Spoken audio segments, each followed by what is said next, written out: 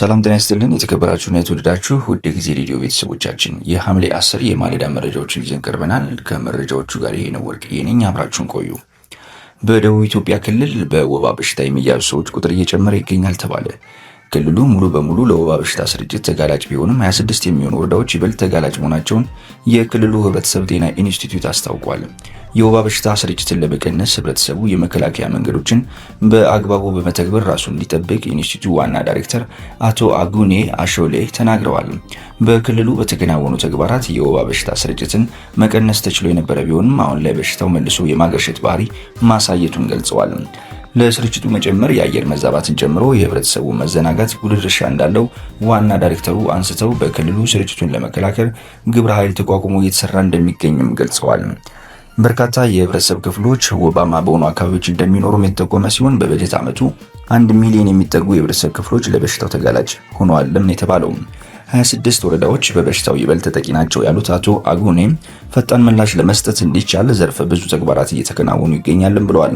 ወቅቱ ክረምት እንደመሆኑ ከፍተኛ የወባ ወረርሽኝ ሲሆን ህብረተሰቡ ከመቼውም ጊዜ በላይ የመከላከያ መንገዶችን በመተግበር አስፈላጊውን ጥንቃቄ እንዲያደርግ ዋና ዳይሬክተሩ ጥሪ አቅርበዋል።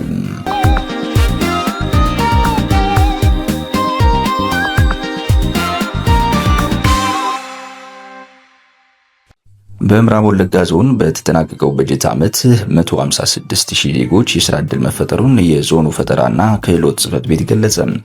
የጽህፈት ቤቱ ኃላፊ አቶ ደረጀ ጉዲና እንደገለጹት በበጀት ዓመቱ ስራ አጥ ወገኖችን በማህበር በማደራጀት ወደ ስራ እንዲገቡ ተደርጓል። በዞኑ በ2018 በጀት ዓመት 108,000 ስራ አጥ ወገኖች የስራ ዕድል ለመፍጠር ታቅዶ አፈጻጸሙን ከፍ በማድረግ በ156,000 ዜጎች የስራ ዕድል ተጠቃሚ እንዲሆኑ ተደርጓል የተባለው በዞኑ የስራ አጥነት ችግር ለማቃለል የሚመለከታቸው አካላት ጋር በቅንጅት የተከናወኑ ተግባራትን አፈጻጸሙን ለማሳደግ እንዲያስችሉ ነው የተነገሩት።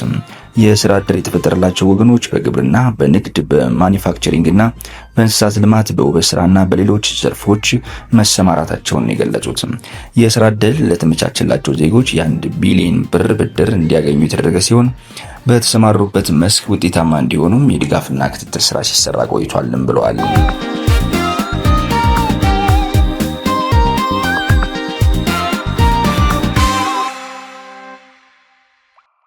የደብረ ማርቆስ አውሮፕላን ማረፊያ ስራ መጀመር ለከተማዋ ንግድና ኢንቨስትመንት መስፋፋት ተጨማሪ አቅም የሚፈጥር መሆኑን የከተማ አስተዳደሩ ኢንዱስትሪና ኢንቨስትመንት መምሪያ ጽህፈት ቤት ኃላፊ ተመስገን ተድላ ተናገሩ። የአየር ትራንስፖርት አገልግሎቱ ስራ መጀመር በተለይም በኢንቨስትመንት ከማጠናከር አንጻር ትልቅ ትርጉም ያለው መሆኑን ገልጸዋል። በተለይም ለባለሀብቶች ምቹ ሁኔታን በመፍጠር ጊዜያቸውን በመቆጠብና በልማቱ ስኬታማ ከመሆን ባሻገር ለፈጣንና ቀልጣፋ የገበያ እንቅስቃሴ ለማድረግ ወሳኝ መሆኑን አንስተዋል። በመሆኑም የደብረ ማርቆስ አውሮፕላን ማረፊያ ስራ መጀመር ለከተማዋ ንግድና ኢንቨስትመንት መስፋፋት ተጨማሪ አቅም የሚፈጥር መሆኑን ያነሱት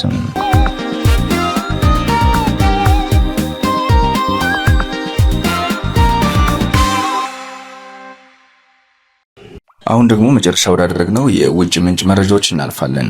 ኢራን በመካከለኛው ምስራቅ በሚገኙ ወታደራዊ ጣቢያዎች ላይ ጥቃት ፈጸመች። ቴህራን በአጎራባች የባህረ ሰላጤ ግዛቶች በሚገኙ የአሜሪካ ወታደራዊ ሰፈሮች ላይ አዲስ ጥቃቶችን ጀምራለች። ዋሽንግተን በተመሳሳይ በኢራን ውስጥ ጥቃቶችን ቀጥላለች። ኢራን በዮርዳኖስ፣ ካየትና ባህሬንን ጨምሮ በክልሉ ውስጥ የሚገኙ የአሜሪካ ኢላማዎችን መምታቷን ተናግራለች። ይህም ጦርነቱን ለማስቆም የተደረገውን የመጀመሪያ ስምምነት በማወክ ላይ ይገኛል የተባለው። ይህ እንዲህ በእንዲህ እንዳለ የአሜሪካ ጦር በሆርሙዝ የባህር ወሽመጥ ውስጥ ኢራን ንጹሃንን የባህር ላይ ወታደሮችን የማስፈራራት አቅምን ለመግታት በበርካታ ቦታዎች የ6 ሰዓት የጥቃት ማዕበል መፈጸሟን ተናግራለች። የቅርብ ጊዜ የተኩስ ልውውጦች የተከሰቱት የአሜሪካ ፕሬዝዳንት ዶናልድ ትራምፕ ኢራን ወደ ድርድር ካልተመለሰች ተጨማሪ ወታደራዊ እርምጃ እንደምትወስድ ካስጠነቀቁ በኋላ ነው። ቴህራን ወደ ድርድር ካልተመለሰች ኢራን የኃይል ማመንጫና ማከፋፈያ መሰረተ ልማቶቿን ኢላማ እንደምታደርግ ትራምፕ አስጠንቅቀዋል። የኢራን ዋና ተደራዳሪ መሐመድ ባጌር ጋሊባፍ ለሀገሪቱ የመንግስት መገናኛ ብዙሃን እንደተናገሩት ለሀገሪቱ ጥቅም የማያስገኙ ስምምነቶችን የማክበር ምንም አይነት ምክንያት የለንም ሲሉ ተደምጠዋል። አሜሪካ በመላው ኢራን የሚገኙ የጦር ማዘዣ ማዕከላትን፣ የአየር መከላከያ ጣቢያዎችንና የባህር ዳርቻ ክትትል ማዕከላትን ኢላማ ማድረጓን የአሜሪካ ማዕከላዊ እዝ ሴንትኮም አስታውቋል። የኢራን ጦር በበኩሉ በዮርዳኖስ የሚገኙ የአሜሪካ መገናኛ ስርዓቶችንና የነዳጅ ማከማቻ ጣቢያዎችን ኢላማ ማድረጉ ገልጿል። የኩዌት ወታደር ኃይል የኢራንን ድሮን ጥቃቶች ሲያከሽፍ፣ የባህሬን የውስጥ ጉዳይ ሚኒስቴር ደግሞ ዜጎች ከኢራን ጥቃት ለመጠበቅ ወደ አስተማማኝ ቦታ እንዲሄዱ አሳስቧል።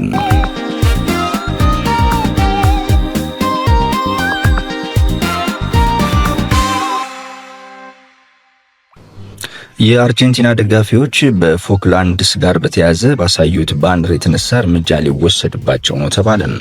አርጀንቲና ተጫዋቿ ከእንግሊዝ ጋር ባደረጉት የዓለም ዋንጫ ግማሽ ፍጻሜ ድል በኋላ ከፊፋ ዲሲፕሊን እርምጃ እንደሚወሰድባቸው ይጠበቃል። ሀገራቸው በፎክላንድ ደሴቶች ላይ ያላትን የይገባኛል ጥያቄ የሚደግፍ ባነር ደጋፊዎች አሳይቷል የተባለው የዓለም ሻምፒዮኖቹ በአትላንታ አስደናቂ የቶማስ ቱዌል ቡድንን 2-1 በማሸነፍ እሁድ ዕለት ለሚደረገው የፍጻሜ ጨዋታ ከስፔን ጋር ይገጥማሉ።